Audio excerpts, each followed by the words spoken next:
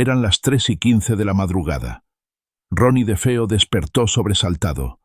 Algo, o alguien, lo había llamado por su nombre.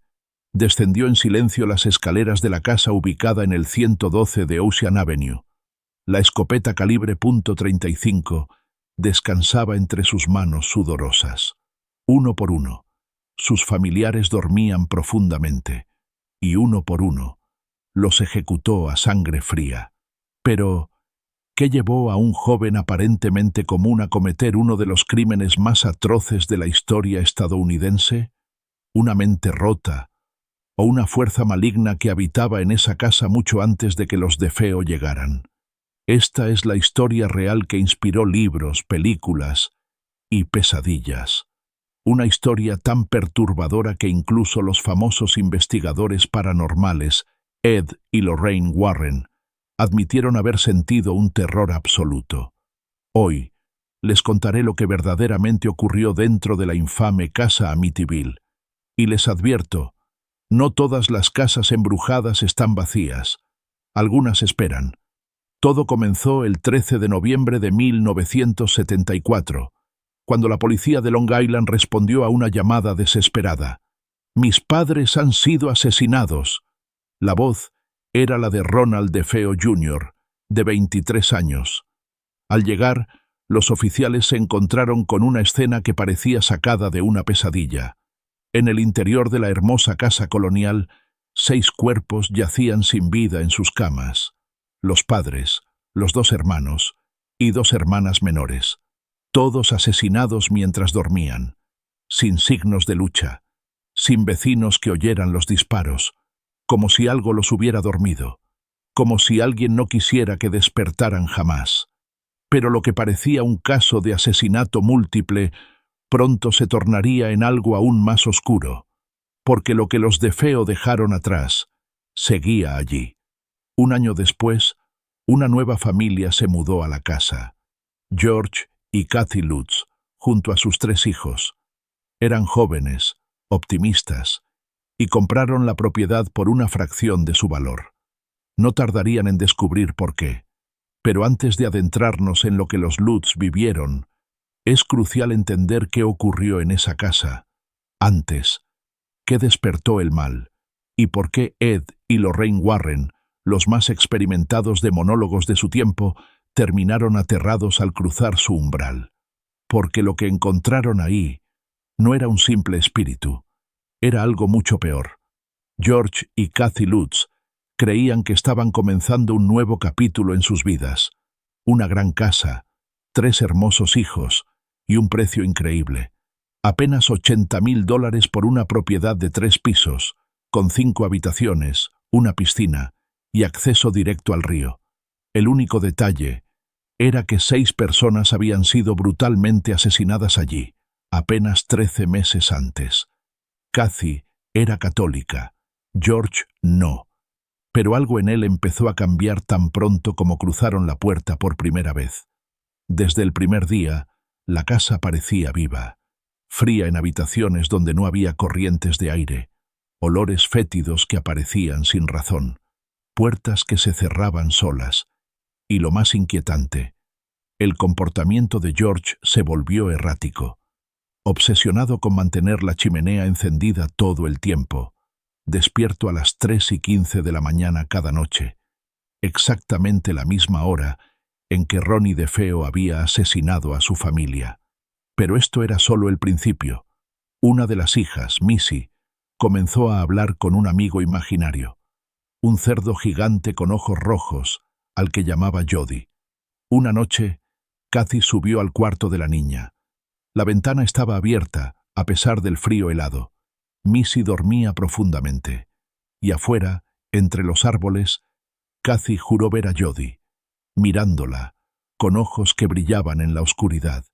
Los fenómenos se intensificaban. George afirmaba escuchar voces en el sótano. Las paredes parecían sudar una sustancia viscosa.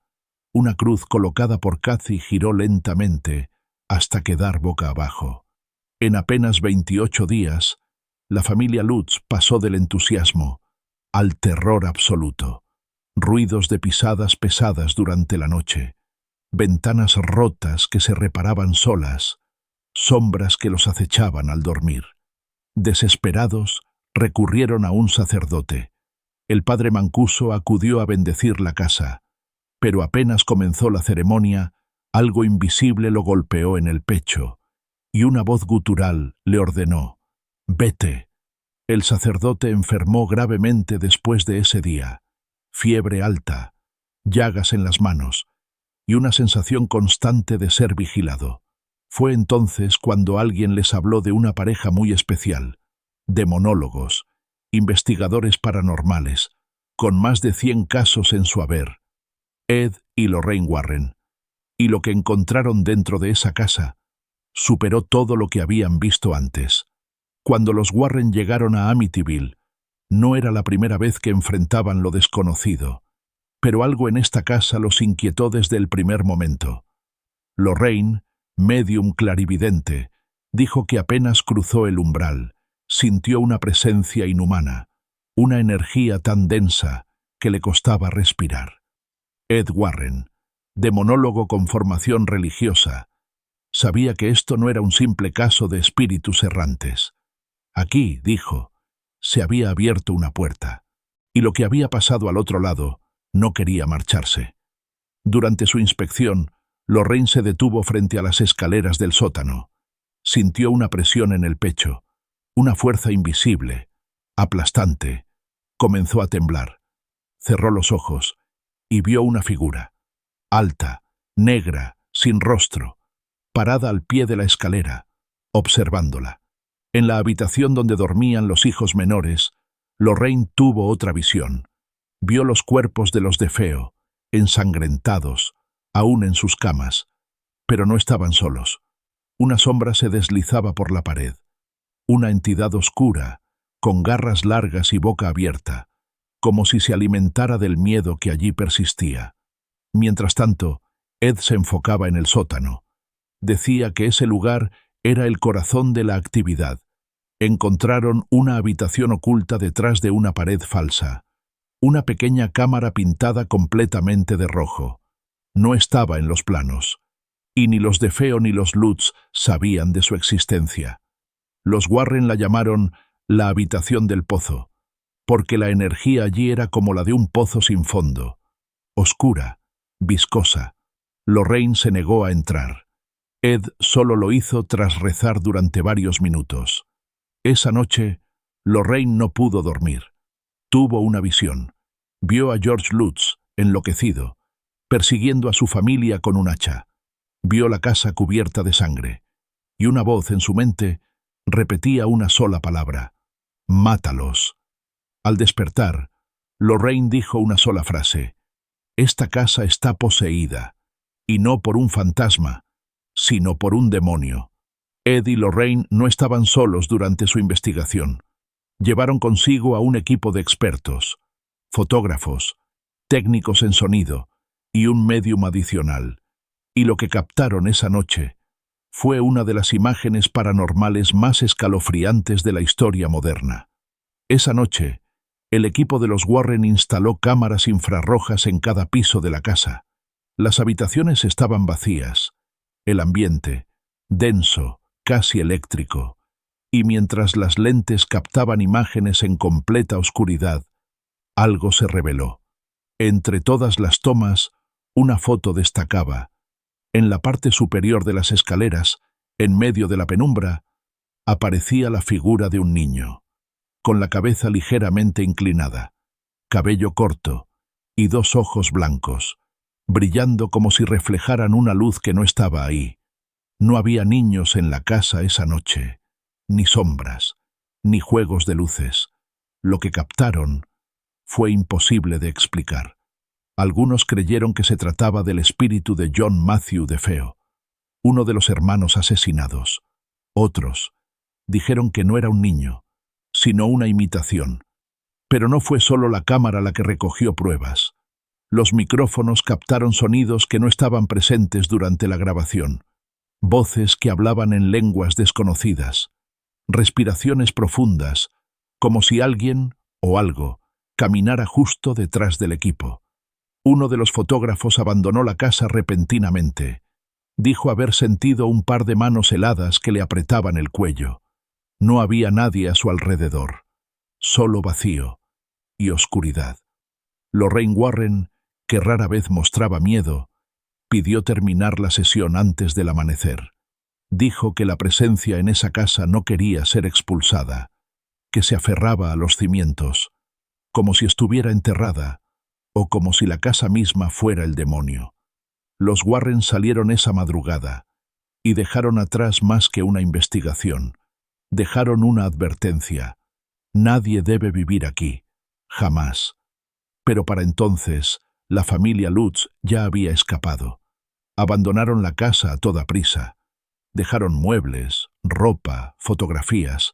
Salieron una noche sin mirar atrás y juraron nunca regresar. ¿Fue todo esto real o una ilusión colectiva alimentada por tragedias y superstición? George Lutz comenzó a cambiar desde la primera semana. Su comportamiento se volvió errático, paranoico, incluso violento.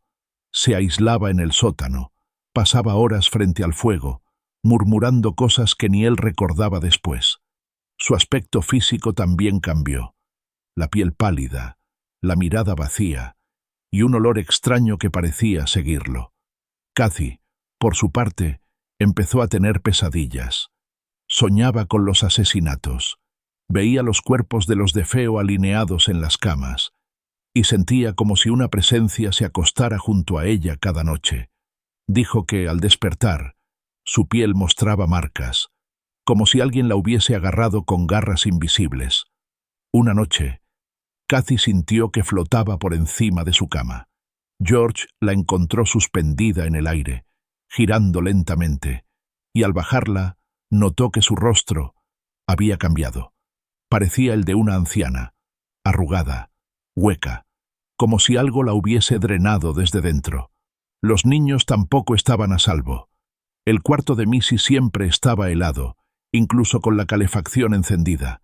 Decía que Jody, el cerdo de ojos brillantes, le cantaba canciones por las noches y que si no lo obedecía, se la llevaría. George comenzó a escuchar marchas en el piso de arriba cuando todos dormían. Portazos, susurros que decían su nombre, y cada noche despertaba exactamente a las 3:15 de la mañana. La violencia entre George y Kathy aumentaba. Discusiones sin sentido, insultos.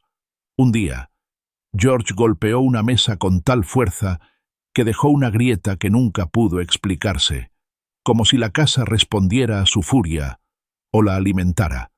Intentaron escapar varias veces, pero siempre pasaba algo.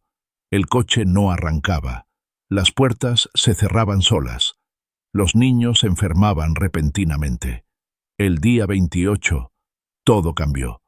George despertó cubierto de sudor y sangre. Oyó una voz en su oído que le dijo: «Mátalos, termina lo que empezó». Esa noche, sin empacar, sin mirar atrás, los Lutz salieron corriendo, descalzos, temblando, y dejando todo lo que tenían. Nunca volvieron, y lo que dejaron dentro de la casa tal vez aún esté esperando. Apenas unos meses después de que la familia Lutz abandonara la casa, los medios explotaron la historia.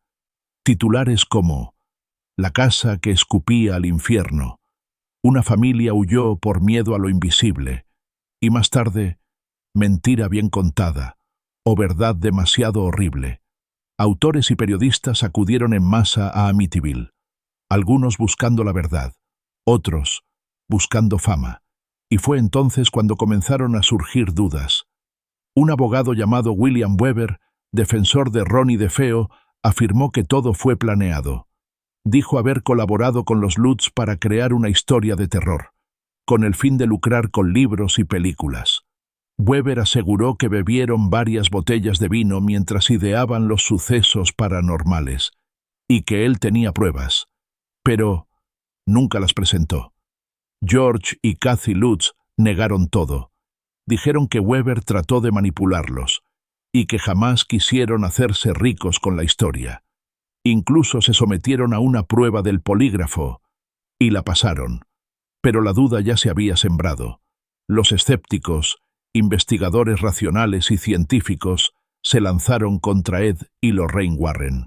Los acusaron de exagerar, de usar trucos psicológicos y de crear una mitología oscura para promover sus propias creencias. Pero entonces aparece una pregunta incómoda. Si todo fue un fraude, ¿cómo explicar las marcas, las grabaciones, las fotografías y el impacto emocional tan real que dejó en cada testigo? Los Warren jamás se retractaron.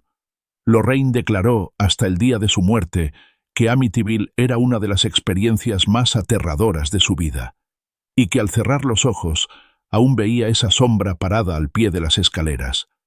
Entonces, ¿quién dice la verdad? ¿Los escépticos con sus datos o los que se atrevieron a entrar y salieron marcados para siempre? Porque el mal, como siempre, es hábil para esconderse, y mientras algunos discuten si fue verdad o mentira, la casa sigue en pie. Lo que pasó después, lo que nadie quiere contar, y por qué, aún hoy, hay quienes creen que la casa no ha terminado de reclamar a sus víctimas. Tras la huida de los Lutz, la casa de Amityville fue vendida, más de una vez.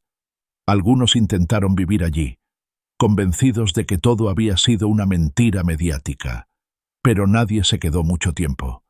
Inquilinos reportaron sentir miradas en la oscuridad, escuchar pasos donde no había nadie, y lo más extraño, sueños recurrentes con sangre, siempre a las 3:15 de la madrugada.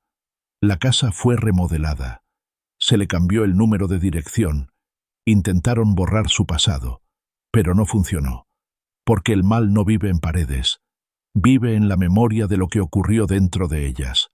La historia se transformó en leyenda. Películas, libros, documentales. Todos intentaron capturar el horror de Amityville, pero ningún guión, por más perturbador que fuese, logró transmitir la sensación real que describieron quienes estuvieron allí. George Lutz murió en 2006. Hasta el final, sostuvo que todo fue real, que cada palabra, cada susurro, cada visión, fueron verdaderos, y que si tuviera que hacerlo de nuevo, nunca habría cruzado esa puerta. Lorraine Warren, hasta sus últimos días, hablaba de Amityville con un respeto aterrador. Decía que esa casa no estaba simplemente maldita, estaba poseída por una inteligencia antigua, fría, cruel y paciente. En los años siguientes, muchos investigadores intentaron replicar lo que vivieron los Warren. Entraron con cámaras, grabadoras, tecnología moderna, y casi todos salieron con algo más que grabaciones, pesadillas, enfermedades, accidentes inexplicables. Uno de ellos, un escéptico declarado, pasó una sola noche en la casa. A la semana siguiente, abandonó su trabajo, dejó su familia y nunca volvió a hablar del tema. El legado de Amityville no está solo en sus muros. Está en cada persona que entra creyendo que nada pasará y sale, cambiada para siempre. Pero aún falta una última pieza en esta historia, un último elemento que pone todo en duda.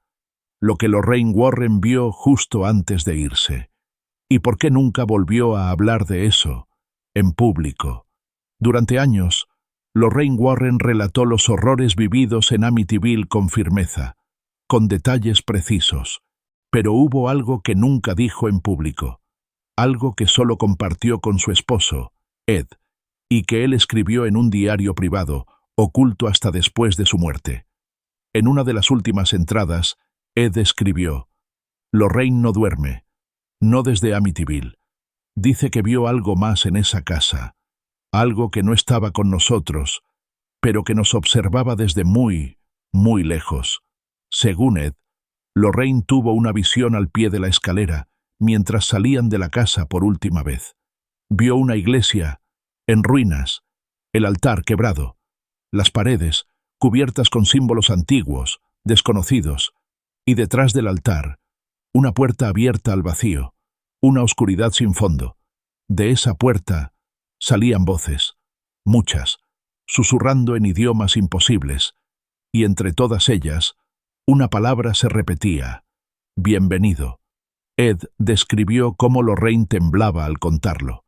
Dijo que no era una visión de la casa, sino de lo que la casa protegía, como si Amityville no fuera el origen, sino la puerta de entrada. ¿Era una advertencia, una revelación de lo que habita bajo nuestra realidad, o simplemente el último intento de esa presencia para dejar algo grabado en ella? Lorraine se negó a volver a hablar de la visión. Dijo que nombrarla podría abrir la puerta otra vez. Desde entonces, investigadores y creyentes se preguntan: ¿y si Amityville no fue una casa maldita? ¿Y si fue una marca? Un lugar donde la realidad se desgarró por un momento, dejando ver lo que hay del otro lado. Hoy, la casa de Amityville sigue en pie. Se le cambiaron los ventanales icónicos que parecían ojos. Se modificó la fachada. Incluso su número fue alterado para desviar a curiosos. Pero quienes viven cerca saben que el número puede cambiar, pero la oscuridad sigue ahí. Nuevos dueños han vivido allí. Algunos por años, otros por semanas. Todos dicen lo mismo. Nada raro ha pasado, pero cada cierto tiempo alguien deja flores en la acera, una cámara aparece en el porche, o una figura se ve desde la ventana del segundo piso, cuando la casa está completamente vacía. Una joven pareja que vivió allí por menos de 6 meses dijo haber escuchado pasos arrastrándose por el pasillo durante la madrugada. El marido fue encontrado sonámbulo en el sótano, frente al muro donde Ed Warren había descubierto la habitación roja. No recordaba cómo había bajado, solo repetía: no debí abrirla. Los vecinos han aprendido a no mirar hacia la casa después del anochecer. Dicen que a veces se encienden luces, aunque nadie la habita, y que un sonido, como una vieja radio encendiéndose, se escucha en la madrugada. El lugar fue puesto en venta varias veces, y aunque muchos se muestran interesados, algo sucede. Las llamadas cesan, los tratos no se concretan, y la casa vuelve a quedarse sola. Tal vez eso es exactamente lo que quiere: estar sola, esperando, vigilando, pacientemente. Porque si hay algo que aprendimos de Amityville, es que el mal no necesita testigos para existir, solo necesita un hogar. Después de Amityville, los Warren enfrentaron una vida marcada por sombras. Investigaron más de 10.000 casos paranormales, pero ninguno les provocó tanto temor como aquella casa en Long Island. Ed Warren murió en 2006. Lorraine lo siguió en 2019. Ambos están enterrados en Connecticut, y en sus lápidas una sola frase los une: la fe es más poderosa que el miedo. Años después de la investigación, Lorraine dijo algo que quedó grabado en una entrevista poco conocida. Una advertencia, no sobre Amityville, sino sobre lo que ella creía que vendría después. Según Lorraine, Amityville fue una grieta, un punto de fuga entre nuestro mundo y el otro, y que con cada nuevo caso sentía esa grieta ensancharse, no con espectros, sino con inteligencias antiguas, invisibles, que se alimentaban del miedo, la muerte y la atención. Hoy, la casa permanece cerrada a los curiosos, pero no vacía, nunca vacía, porque si uno escucha con atención frente a sus paredes, dicen que puede oírse una voz. No grita, no suplica, solo pregunta. El horror de Amityville sigue ahí. No se ha ido, solo espera. Y ahora que lo conoces, tal vez te siga a casa.